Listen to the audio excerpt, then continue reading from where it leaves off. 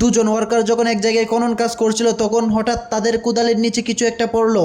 তখন সেই জায়গা থেকে একটু মাটি সরাতেই চোখের সামনে বেশি উঠলো একটি শিল্ড এবং দুটি মাটির পাত্র।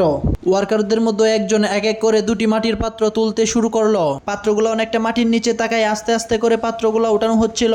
পাত্রগুলো মাটির নিচ থেকে উঠানোর এক পর্যায়ে গর্ত থেকে উঠানোর জন্য রশি বেঁধে উপর থেকে আরেকজন টানছিল। কিন্তু পাত্রগুলো উঠানো এতটাও সহজ ছিল না, কারণ যে গর্ত থেকে পাত্রগুলো উদ্ধার করা হয়েছে সেই গর্তটা ছিল পাহাড়ের একটা খাদ, যেটা দুই পাহাড়ের মাঝখানের গভীর একটি গর্ত।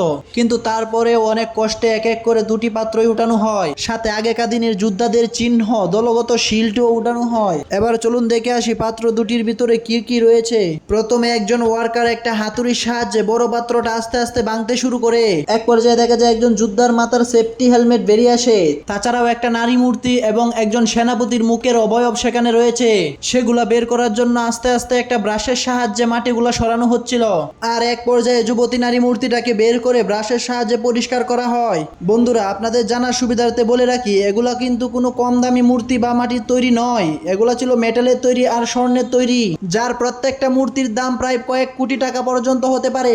ব্রোঞ্জ পাথরের তৈরি নারী মূর্তি এবং স্বর্ণের তৈরি মাথাগুলা বিশ্ববাজারে অনেক বেশি মূল্যবান। আমেরিকা যুক্তরাষ্ট্রের মতো উন্নত দেশগুলোতে এগুলোর ব্যাপক পরিমাণে চাহিদা রয়েছে।